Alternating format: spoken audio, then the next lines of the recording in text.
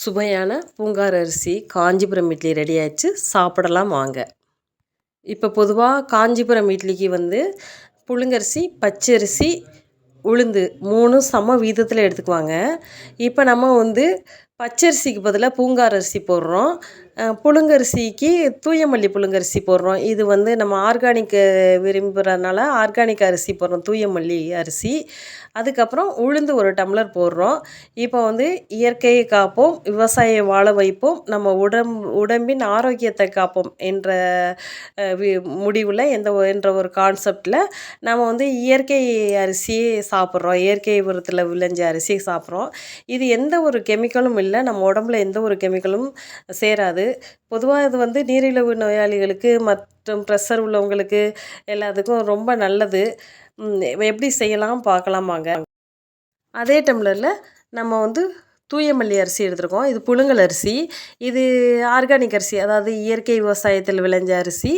அதனால் நம்ம பூங்கார் அரிசி ஃபைபர் இருக்கு இல்லையா, அதனால் நம்ம பச்சரிசிக்கு பதிலாக அதையும் இப்போ புழுங்கரிசியை இன்னொரு டம்ளர் எடுத்துருக்கோம்.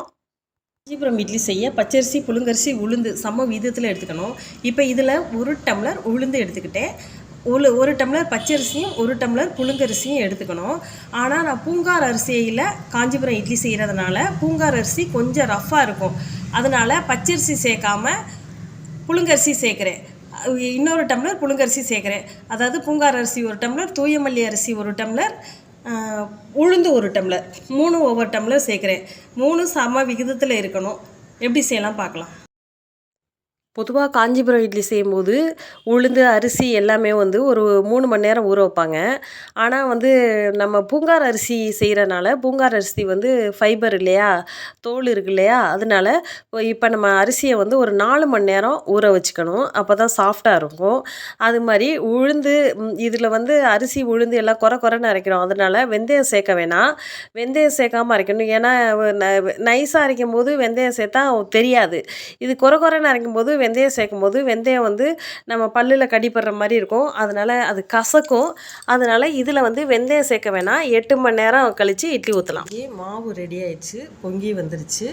இப்போ அவிக்க போகிறது இதில் தான் அவிக்க போகிறோம். இதில் தான் காஞ்சிபுரம் இட்லி அவிக்க போகிறோம். அதில் வறுத்து போடுறதுக்கு, நெய்யில் வறுத்து போடுறதுக்கு கடலைப்பருப்பு, அதுக்கப்புறம் கொஞ்சம் கேஷ்யூ நட்டு, வேர்க்கடலை, ஜீரகம், மிளகு, ஜீரகம், அடுத்து கொஞ்சோண்டு சுக்குப்பொடி போட்டு எல்லாம் நெய்யில் வறுத்து, சுக்குப்பொடியை டைரெக்டாக போடணும். இதெல்லாம் மற்றதெல்லாம் நெய்யில் வறுத்து மாவில் போட்டு கலக்கி அவிக்க போகிறேன். நெய் சூடாயிடுச்சு, எல்லாம் போட்டு வறுத்துக்கலாம். ஃபஸ்ட்டு கடலைப்பருப்பு போடணும். அது கொஞ்சம் திக்காக இருக்கிறதுனால கடலைப்பருப்பு போட்டு வறுக்கணும். அடுத்து ஒன்று ஒன்றா போட்டு வறுக்கணும்.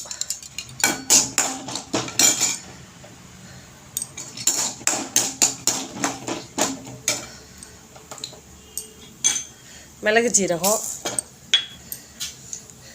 கேஷ்யூ நட்டு, வேர்க்கடலை,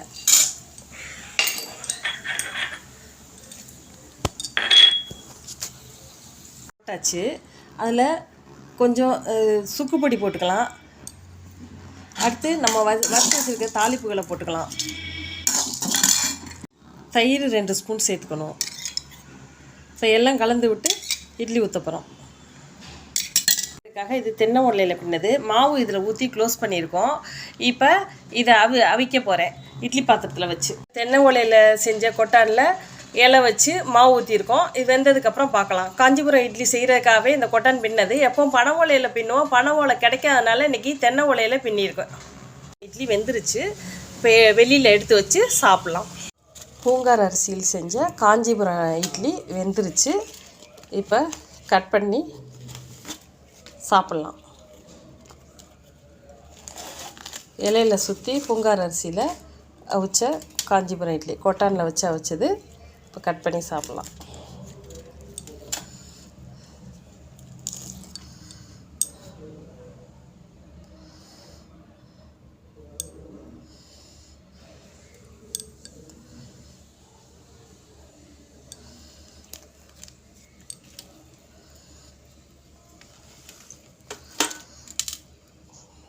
சுவையான பூங்கார் அரிசியில் செய்த காஞ்சிபுரம் இட்லி ரெடி ஆயிடுச்சு. நல்ல நெய்யில் எல்லாம் வறுத்து போட்டதுனால நல்ல வாசமாக இருக்குது. இப்போ அதுக்கு தொட்டுக்கிறதுக்கு என்ன செஞ்சுருக்கோம் பார்க்கலாம். சூடான சுவையான காஞ்சிபுரம் இட்லி ரெடி ஆயிடுச்சு. இது பூங்கார் அரிசியும் தூய மல்லி அரிசியும் போட்டு செஞ்சது. அதில் செஞ்சது நல்லா ரொம்ப வாசமாக இருக்குது. எல்லாம் நெய்யில் வறுத்து போட்டிருக்கோம் இல்லையா, அதுக்கு தொட்டுக்கிறதுக்கு சின்ன வெங்காயம் போட்டு அரைச்ச மிளகா சட்னி, அடுத்து தக்காளி, தேங்காய், காஞ்ச மிளகா, பூண்டு வச்சு அரைச்ச ஒரு தக்காளி சட்னி. இது ரெண்டும் ரெடி ஆயிடுச்சு. சூடாக இருக்குது, சாப்பிட்லாம் வாங்க.